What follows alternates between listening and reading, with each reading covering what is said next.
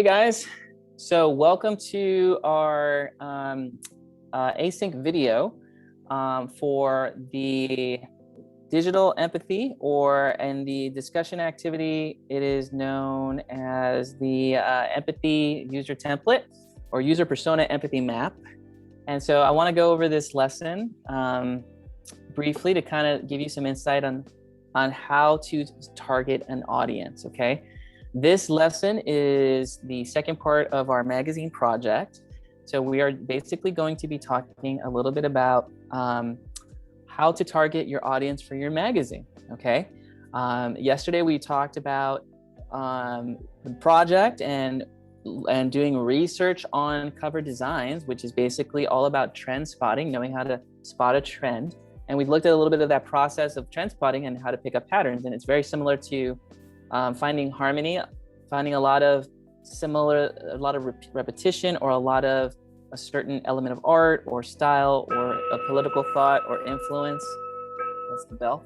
So we're going to talk about that. So the objective for today is going to be to comprehend and apply an empathy map for your reader, your user of your magazine cover, which is your product design or your product, customized for that user. So it's going to be to comprehend and apply an empathy map for your user and your of the magazine, the reader of your magazine. Okay. And before we do that, I want to ask you guys to take a moment to think about your magazine topic. We haven't had a chance to really take some time to think about that, right? So today, we definitely want to at least take some time to think about it and think about what it is you want to create, right? Do you want to create an art magazine? Do you want to create a political publication? Do you want to create a fashion magazine or a photo publication? For those of us that are interested in that, do you want to create a business for women publication, or a graphic design for women magazine? What's so great about our project is that publications really can be specific to a certain group, no matter how small it is or how big it might be, okay? So you can target towards anything at this point, right? And I definitely will share some designs in the coming days so that we can go over that. But what is it that you want to create, right? What excites you? What subject are you interested in that maybe you want to learn a little bit more about? Maybe it's a Photoshop magazine, I don't know, that you want to create, and you can kind of put in the stuff that you've learned in this class. Whatever the case may be, whatever it is that your goal is, you can create a magazine for that and make a publication that can inspire other people. And so that's the first part, okay? Just take a moment to think about what that topic might be, okay? And once we understand that, we have to now prioritize. Professor, this is the magazine, I want to make it about Photoshop, okay? Now we have to understand who you're making it for, okay? Well, it's going to be for graphic designers, okay? Well, you have to understand the needs and the wants of your audience, which happens to be graphic designers, okay? And the objective is to understand that, like, how do we understand and apply a user profile that prioritizes the needs and wants of a particular audience, okay? What does that even mean or look like, right? This stage of how to target an audience and make this template for your audience is helpful. And why is it important? Why should you care? It gathers a lot of information about your reader, your viewer, the Photoshop, the graphic designer reader, right? It gathers information about their needs, their problems.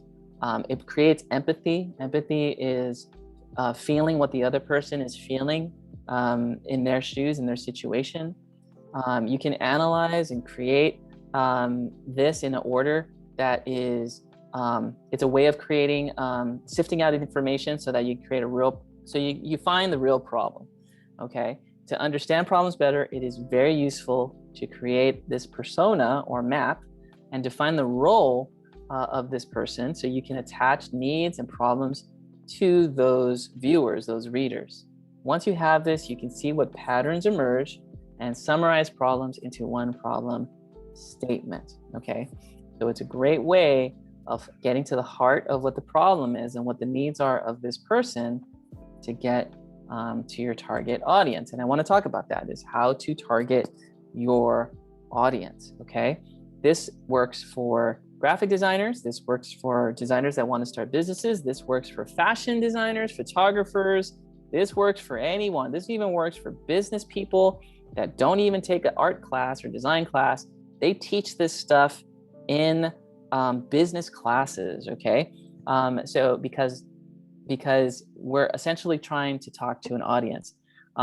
Business people learn this, they hire you to talk to the audience. Now I'm teaching you how the business or the MBAs, the Masters of Business students are learning this stuff and what they're learning. Okay. I think it's helpful because it'll help us with our studios, our targets, our business, or even help understand our what our future employers are going through, so that we can make a meaningful contribution to the work or the studio that we work in, if you decide to ever want to work for a studio. Okay. So it works in all levels. Okay. Whether you're a designer with your own business, or if you're working for someone at a studio, they're thinking of this. So you should too. Okay.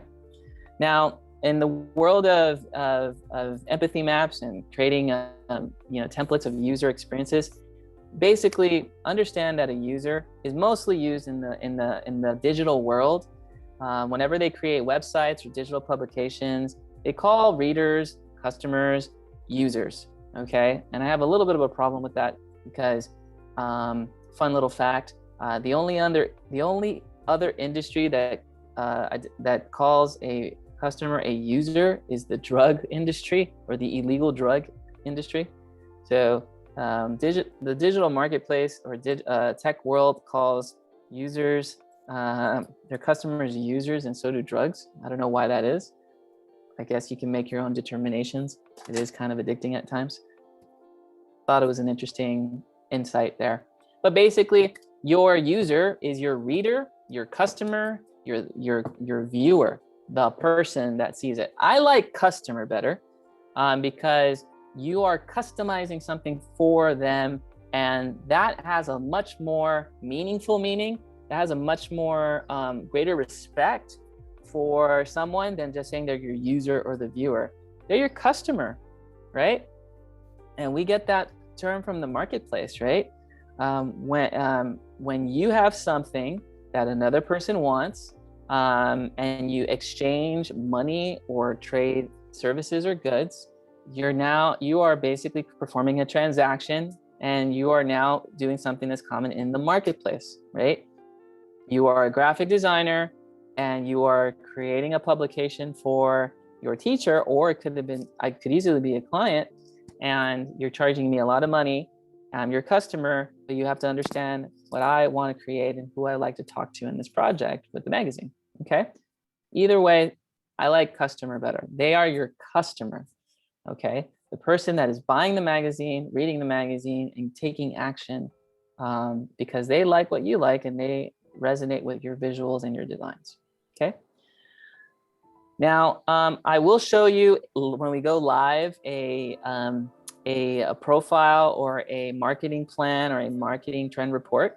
So we'll see that when I'm live in session.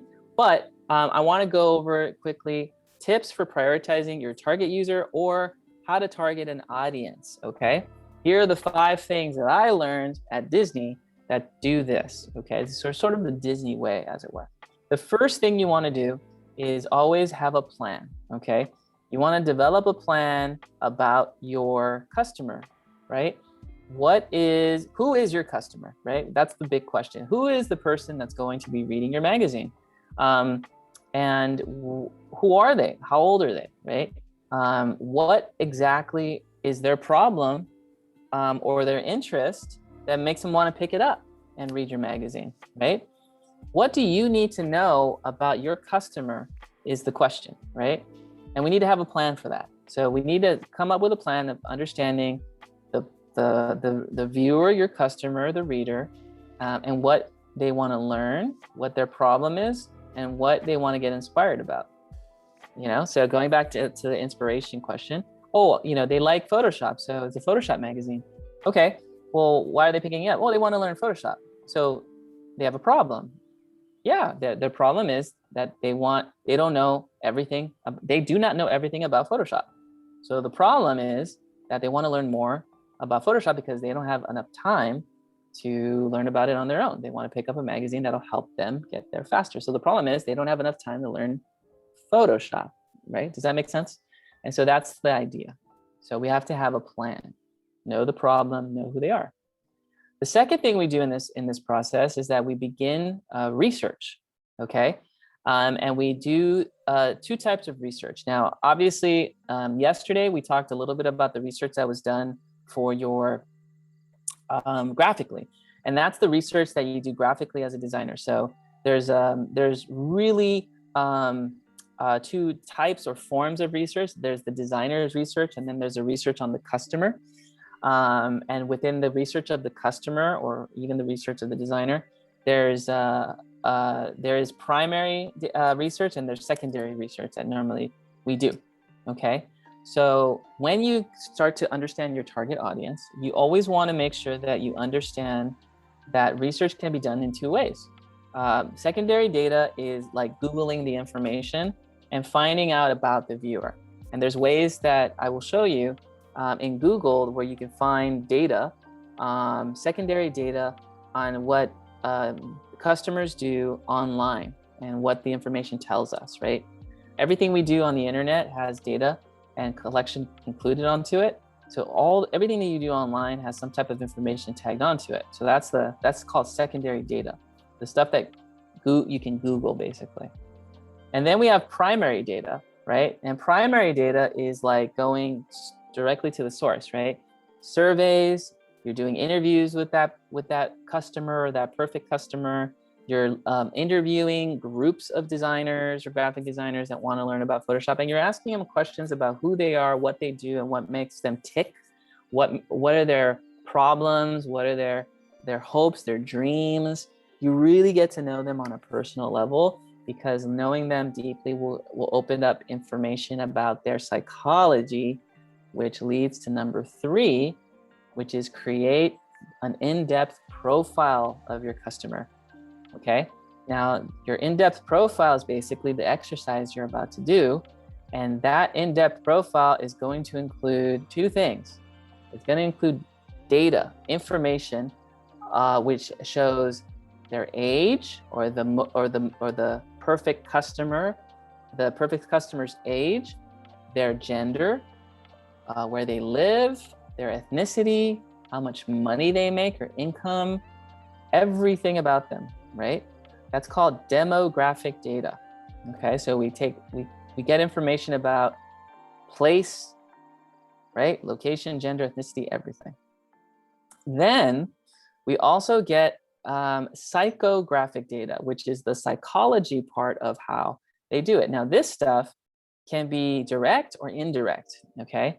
Now, psychographic data is asking them questions like, hey, what do you like? What are your hobbies? What are your interests? What do you do on your days off? What do you do when you work in Photoshop? What do you do when you're not working in Photoshop and want to learn about Photoshop for this magazine that we're creating about Photoshop? What kind of food do you like? Where do you go hang out with your friends? What websites do you go to? It looks like it's unrelated, but what you're really doing is you're doing psychographic data. You're getting information that'll learn more about the psychology, the thinking patterns, the motivations about your user at a level unheard of, right? And so I always joke that, at Disney or any company that's a corporation, I always joke that the corporations know more about you than you know about yourself, because they use these tools that you normally find in therapist office or psychology offices or classes. And they take all this data and they make these conclusions about you. So companies do that too, right? We give them information, personal information about ourselves, and they create these profiles that kind of learn about us. The crossing point, or the place where it gets dangerous, is that when this information I'm teaching you is used to take advantage of them and manipulate them. So this is like a little mini warning that's a little off topic, but anytime you're creating in-depth profiles, you always have to take responsibility in knowing that this stuff can be used against people if whether they know it or not. And so we always want to approach every project and the company that you work for. You should always make sure that the company that you work for, or the studio, the company that you create, is designed to help people be better versions of themselves, not downgrade them or make them addicted to an app, a phone, or even a publication like a magazine. We do not want that. We want to make sure that when we're creating profiles of people, we're not doing it to manipulate them. We're doing them to help them push closer towards their values and what they believe in. We're helping them get closer to their goals. But that line can get crossed really quick when people are not thinking critically about how the information is being used, okay? So I'm just throwing out that responsibility, okay? It is a responsibility, but if you ever see it happen, or if you ever see people take advantage of other people or groups of people, it's our responsibility as designers to do the right thing, as a society, as a community, to do the right thing and call it out, basically. Hey, are we collecting the data properly? And are we pushing people towards their values in a healthy manner? Okay. And once you ask questions like that, people go, oh, okay, I'm not going to interfere or interrupt that, or I'm not even going to deal with this person because this person is calling me out and holding me at a higher expectation, as we all should. We're trying to improve society, not make it worse. Okay, fast forward, 2 more slides on this and then we're done. Then we're going to basically go to the 4th step in targeting your audience, which is, where does your customer or your user hang out? I have to change that. But where is your customer? Where is this person that's reading your publication? Okay. And by where are they, I mean, what websites do they go online? What social media platforms do they use more often than another? What movies, what streaming services are they watching versus others? Basically, how do they consume data online? Because that says a lot about their tastes, their visual tastes, their design tastes, what they can tolerate graphically, what they don't tolerate graphically, what they like graphically. These are all things that they're familiar with. So anytime you know where they hang out online, that's kind of like a signal of, oh, okay, they go here.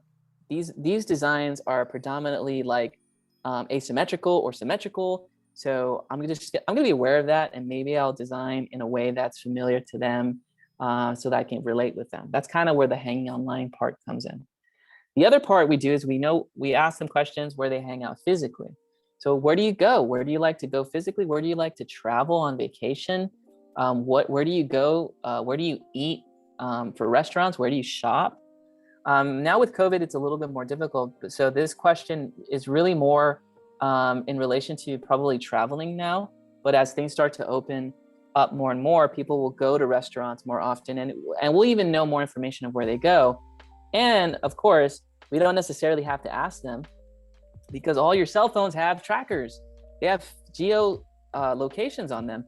So we're getting to a point that we don't even have to ask where they hang out physically. We can actually look at the data that they open up and see physically where they go. Google has this built into some of their Google products, like I think it's Google Photos, where every time you take a photo and uploads to the Google Photos app, it tags the location. Of course, it asks you, but it'll show you at the end of the year, like all the places you've been, and you're like, oh my gosh, I can't believe this company knows where I've been. Yeah, we willingly gave that information up. But that's data that can be used to motivate, right? So where do these Photoshop designers, graphic designers hang out physically? Where they hang out online is the main idea. Okay. Then the last thing we do is we monitor their evolution. Okay. When we know our customer well, we also know that customers age and they get older, and people change, basically, right? And we monitor their changes. We monitor how they evolve. We monitor how they mature, right? And we always want to always be evident of that.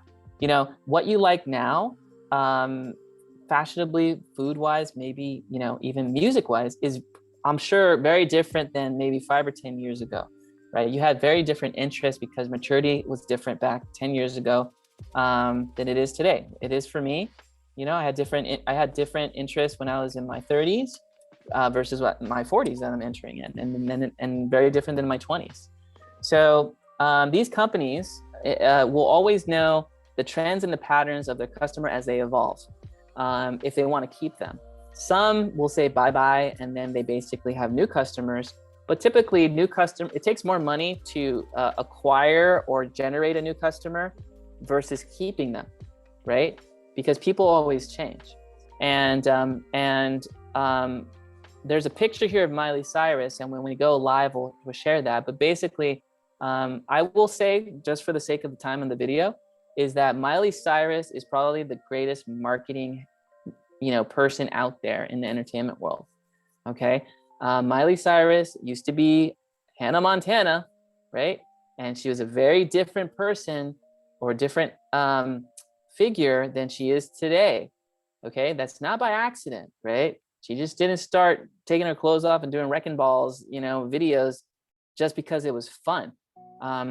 She was trying to get the attention of an audience that was growing up into their early 20s.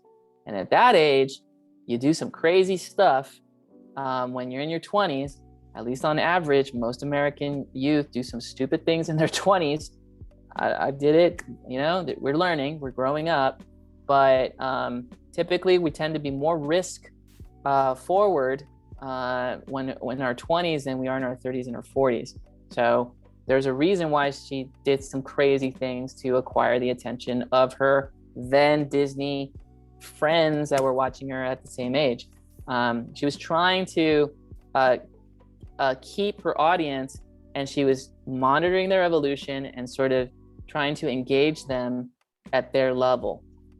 And she's still continuing to do that because she's still making albums and getting money and getting paid. And I'm pretty sure it's the same audience that grew up with her watching the Disney Channel. Okay, so those are the 5. Okay, these are the 5 tips for prioritizing a target user or a target audience or target audience.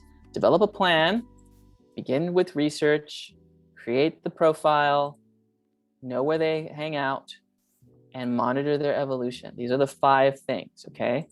Now, when we go live, I will share this survey with you, okay? It takes a little while. I don't want it to be, I wanted to prioritize the warm-up, of course, which is the principles of design over this, but we're gonna do a survey when I go online in just a few minutes, and we'll take a look at Google Trends to find patterns of behavior, so I'll demonstrate that as well. But this is that psychographic data I was telling you about, or secondary data, I should say, that is how to find patterns of behavior. So Google Trends is a way to know what the world is thinking and or Googling. So we'll share that a little bit of where we can find that information. And then we're going to basically create this user persona. This is the actual exercise that we're going to live in, okay? And so what we're going to do today is that we're basically going to create this. We're going to create a persona of your audience. And a persona is basically a card or a sheet, one sheet that basically shows the person almost like a summary of who they are, It's not a license per se, but like a driver's license, but it's really a persona. It is a summary of your personality, and their words to describe your personality. It is a one sheet that talks about your bio. It is a one sheet that shows your behaviors, your most common quote or life quote, the things that influence you, websites, people, physical, digital objects, art, right? Your frequently used applications. It shares your frustrations, or it shares what your goals are or your top goals are, and even shows what motivates you, right? And it just takes a little glimpse into like who you are, your age, and what your status is. Are you single or married? How much money you make? What kind of level are you in the work that you do? And what's your personality archetypes? Are you a perfectionist? Are you laid back? Are you mellow? So it's really like a personality profile, but it goes deeper into it and it shows that. And it's not just one customer. It is the majority of customers. So your magazine will be very focused on a certain group of people more so than others. I'm not saying it's all that, only them, but it will be predominantly or majority a certain group of people with some other types here and there. This sheet is about the majority. Like if I took all these people that are similar in their likes and their interests and put it together into one sheet, what do they all have in common in their personalities? What do all these people have in common maybe with their backgrounds? What do all these people have in common with their behaviors, their influences, their apps, frustrations, goals, and motivations? What do they all have in common, right? And this is kind of what they would look like if you met them in person. If you took them all and put it into one person, this is what they would kind of look like. So that's really what the persona does. It's a one sheet of everything, okay? And we'll fill in the gaps properly, right? Like we'll use our survey that we'll do to fill in some of the gaps of personality and biography. So we'll work together to put it all into one, and we'll create those personas using those survey data in the class and maybe some other ones, okay? Here's some quick little examples before I direct you to Canvas. But basically, the profile has either a real image or a similar image, right? You can even take a photo of a person that is like the most likely person if they're okay with it. And then you can say, hey guys, here's our most likely customer. This is Alicia, she's 17, she lives in New York. And this is who our customer is when it comes to East Coast, on the eastern side of the United States. You know, she loves to relax, shop, and be with her friends. She admires her mom. She talks about politics and philosophy and likes clothes. She bought, a MacBook, does texting and games on her phone. She doesn't really buy stuff because of advertising. Here's her new show that she's watching. Here's her favorite websites. And so all these things give us a picture of the most common type of person in the East Coast of the United States at this age group, okay? And this is a real profile from Disney, and you'll see that profile when I go live, what I refer to. So back in like 2008, what type of young person from the Eastern United States was kind of engaging with Disney content? It was a white female who like Alicia, who had these similar interests, okay? So these were the customers that were buying in the East Coast around 2008 at the time, okay? So that's a typical profile user, and we'll take a look at that. Let's switch gears and let's actually go to the activity, because I want to direct you to the activity. When we go to Canvas, what we're going to do is that we're going to direct our attention to day 11. We're going to direct our attention to the active site, which is day 12. So let me go ahead and leave student view. It's the same. And we're going to go to day 12, and we're going to go to user persona empathy map for day 12, okay? And we're going to click onto activity user persona empathy map. Okay, when I go to student view, you'll basically see this layout on your screen, activity user persona empathy map.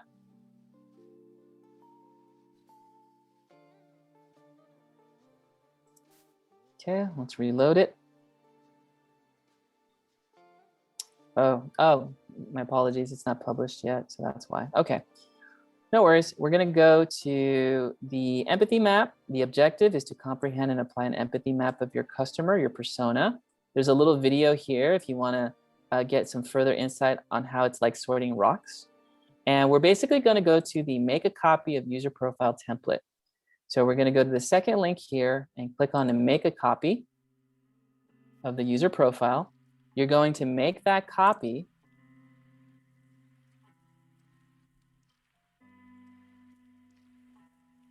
Okay. And as you make that copy, then what we're going to do is that obviously you're going to see a couple of the slides that talk about it, right? We're thinking like designers, also known as design thinking. So this is part of that design thinking process that I kind of alluded to yesterday. Design thinking is a really cool way to come up with creative ideas. It's a process of helping people be more innovative, more creative. So we look at the design thinking process. I have a little summary here for slide 2, which talks a little bit about the empathy map. It gets you out of your comfort zone. It helps us understand the different perspectives of people, like the viewer, creates relationships, uncovers potential gains that are looking from the pain of it. So we uncover potential gains that people are looking for and pains they want to relieve from. So there's two different versions here that I gave you, right? I gave you one of a younger viewer, younger audience. Perhaps it's something for a younger audience. And then we have another one, which is for your older person. So basically what we're going to do is that we're going to go into our personality personas, and we're literally going to click onto like the picture, and we're going to right click, or you can go to replace image on top, and we're going to either upload from the computer like a picture of someone that you found, maybe on unsplash.com, or we're going to search for a picture of a graphic designer. So let's take a look at that. Okay, now again, these images that you find here are typically license free or royalty free. So you might need to go to google.com to find a more precise image. But let's just say, for the sake of conversation, that that people that want to learn more about Photoshop tricks are female designers. Okay, and let's just say if I double click the image and move it to the left, it's this type of designer. Okay, so here's a picture.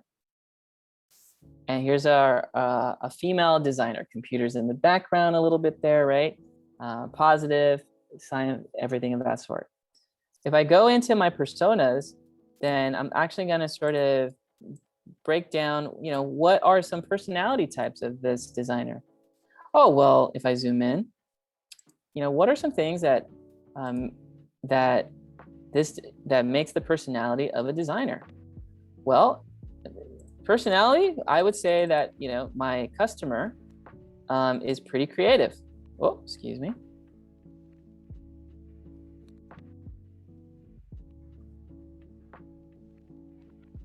So what are some personality types of designers? We can even Google this information, quite frankly, but they're creative. I would say they're more maybe introverted to some degree, at least maybe the ones that we're targeting. They're design thinking. They have empathy because they have to in their work. And maybe they don't code. Maybe they are digital imagers, right? So maybe these are some of the personality types that make them up. Now for the bio, for this one, our bio is really more of the background of who they are. And we'll go deeper into this, but the bio is really talking more about like their dreams and their wants, okay? I call this like their avatar. And the avatar really looks at more like who they are, what they do. And I do have a little exercise when we go live that talks a little bit more in depth about it. It's a really great way to help understand who they are and get out of our shoes and imagine who they are. I took an acting class in college, and one of the things that our professor told us was like, if you can write the story of a person, or write the story of a character, or write their story, then you instantly can imagine what it's like to live their life. And that means you're stepping into their world of empathy, right? Because you're experiencing it through their eyes and thinking it through their words. And so the bio is probably one of the most important things, because it really helps us get into that zone of empathy for the person. Then we go over the quote. So, what is a common quote that designers have here? Okay.